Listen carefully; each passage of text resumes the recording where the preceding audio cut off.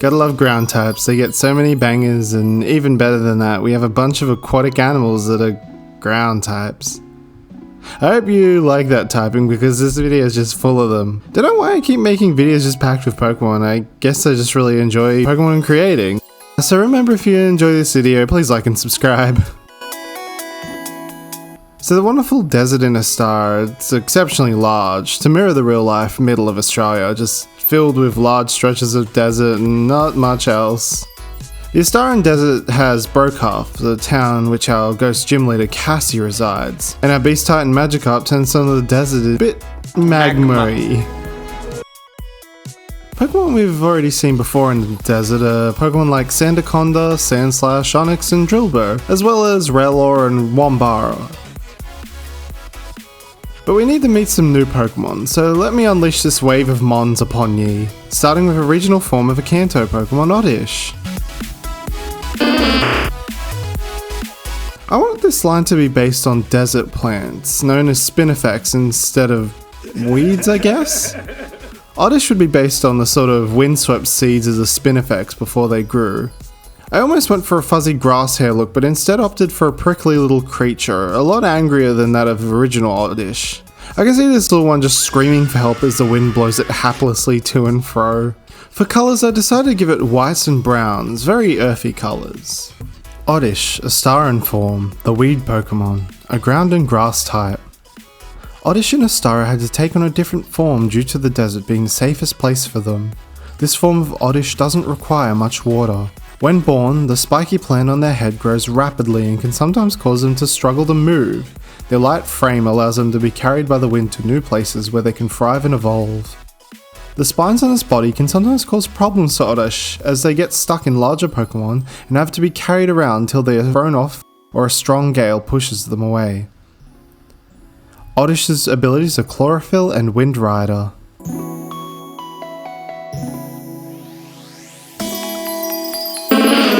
I've never been a big fan of Gloom, it's sort of the middle ground between two different designs I enjoy. For Ostara Gloom, I grew it into a single spinifex plant, the leftover spikes making it look like horns for a little devil. Much angrier and less lax than Gloom, it looks like it'd be more combative than its Kanto counterpart.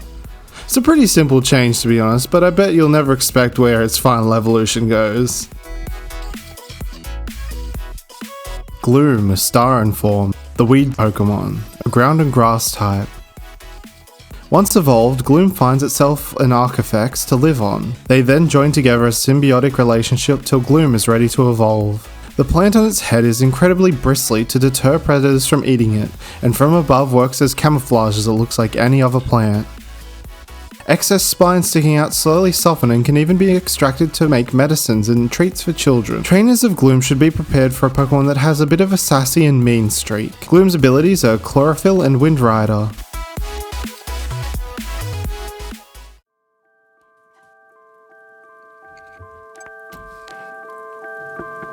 I love this headline. Mysterious grass rings, almost like a fairy circle of spinifex, gave me the idea for this final evolution. I wanted a sort of Torterra-esque quadrupedal design that would almost look like an uprooted hunk of dirt, something wildly different than Vileplume or Blossom. I was going to make its face massive, but it didn't feel right and made the design look smaller than what I wanted. And that's the face I teased, and here's some of the wonderful names you all gave me for it. I also added a cheeky little Gloom peeking out to show that up there it's just all Glooms. I cleaned up the design a bit, getting rid of a few unnecessary spikes. I can imagine its attacking animation and all these Glooms popping out too.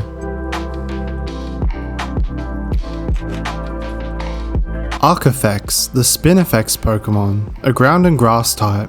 Archifex carries around on it a ring of Gloom which provide extra energy for Archifex and the Oddish that also live on it, while Archifex provides powerful protection for all that live on top. Its body has a fine layer of nutrient-rich soil that causes all types of plants to grow. Trainers will even grow gardens on Archifex which will create nutritious fruit and vegetables. A strange energy is said to emerge from the middle of Archifex when a ring of Gloom are on Archifex. If you step in the middle, it is said you disappear and are sent to the realm of fairies.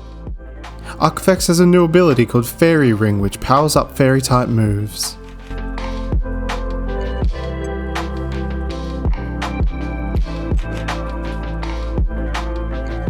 Did you know Australia has a very large amount of feral camels? Yeah, surprising, I know. So I wanted to represent that here. A cute little camel with a dirty mane, and instead of a regular hump, it has pebbles. I tried to make sure I didn't step on Numal's little toes too much for this, and so tried to make it closer to a normal camel shape instead of Numal's round. I'm really happy with how this one came out. I think it might be the eyes mainly.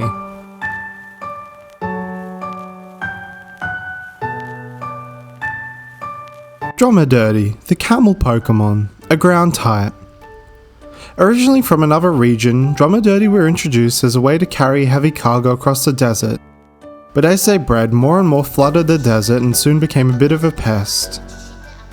The dirty mane it has is actually hair covered in mud that helps keep it cool, and if it dries out, it will shoot a small jet of water from the reserves it carries to moisten it up. Much like many other desert-dwelling Pokemon, Dromadirty keeps reserves of water in its pebble hump, so it can last long periods without needing to find more. Dromadirty has a new ability called Sand Runner, which boosts defense harshly when hit by a ground type move and cannot have defense lowered by said moves.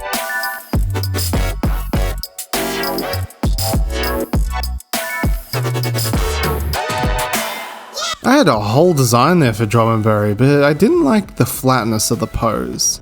I needed thicker, and I wanted to incorporate our precious giant and possibly fake and filled with Australian rock Uluru in the design. I had the idea for this sassy kind of Pokemon that always has an upturned nose. Does anyone else see camels this way normally? Because I do. This Pokemon isn't the most controversial design, but I think it does a great job of representing a big thick Uluru camel, and a Pokemon that just infests the desert of Ostara. Dromadirty, the camel Pokemon, a ground and rock type. It seems all Dromadirty have a smug attitude and are usually seen in very small packs. This is theorized to be because Dromadirty cannot stand each other. With a large rocky hump, Dromadirty hold massive amounts of water, allowing it to go ages without water, and will attack anyone who tries to take from their reserve. If someone can befriend a Dromadirty, they'll find a very handy companion for carrying cargo on long trips. Weight is almost a non-issue for it. Its ability is Sand Spit and Sand Runner.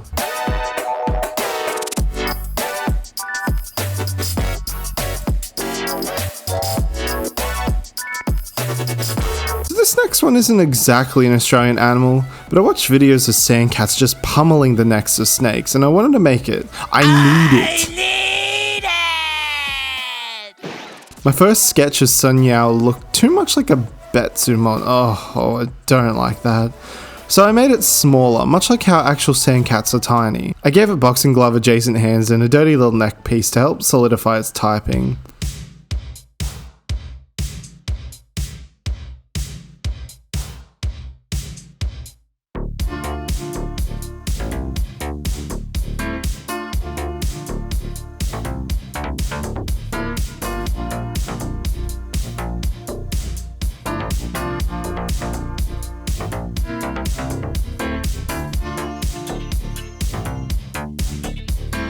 I ended up jumping a lot between different patterns as it was bordering on just a few too many and getting that Gen 4 vibe to the design.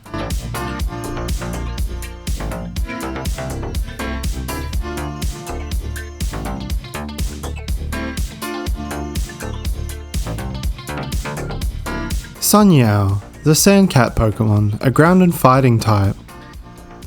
Found in the Ostara Desert, Sun Yao are small and hard to catch. They use their swift movements and strikes to catch their favourite prey, Squircomet. Sandaconda are both predator and prey to Sun Yao, but these tricky Pokemon know better and have a special type of strike that they do against the back of Sandaconda's neck, which easily takes him down. This works better on deflated-necked Sandaconda. Sun Yao's large tail gives it great balance when in combat stance, and it's hard to knock it over. Sun Yao's abilities are scrappy and limber.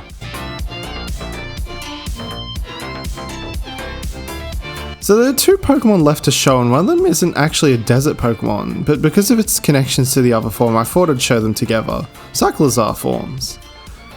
There's so many different types of lizards in Australia, I could have easily made them new Pokemon, but I like the idea of Cyclizar adapting to Ostara, and bullying out Paldea and Cyclizar when they tried to introduce it as a ride Pokemon. So let's look at Cyclizar Aqua first. Aqua form is a combination of frill-necked lizards and basilisk lizards. Came to me as an idea of Cyclizar's wheel organ becoming a frill instead, then gaining a smaller build, allowing them to swiftly run along water. And they give it a more wild look, a bit like how frillnecks just got that wild screaming energy.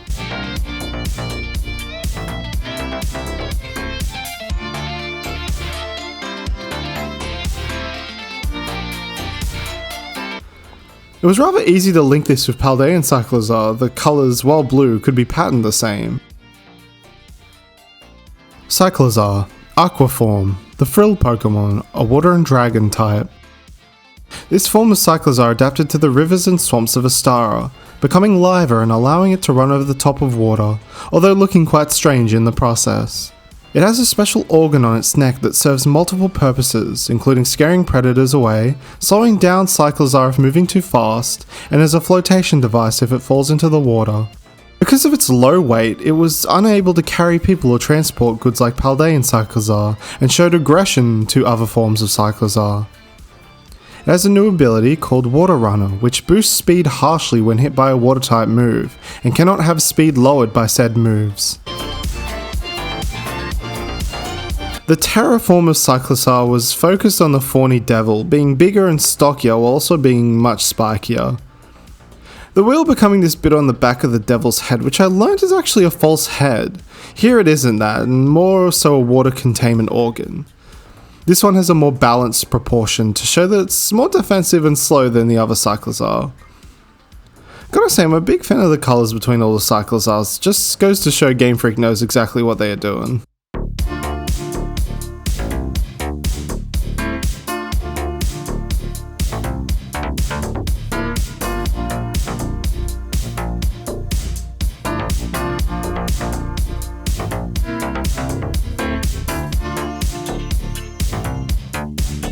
Cyclizar, Terra form, the Spike Pokemon, a ground and dragon type.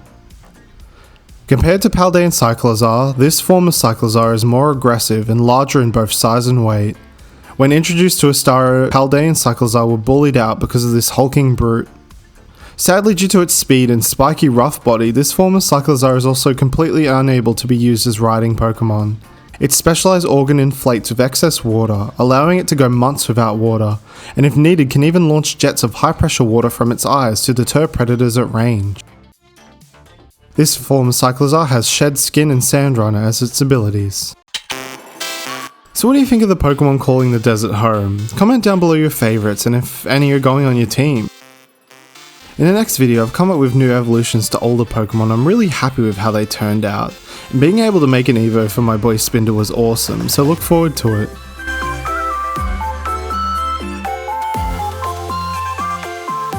As always, I appreciate all the love and support, and if you could share this to friends who like Pokemon, that'd be awesome. Bye for now, and I'll see you in the next video.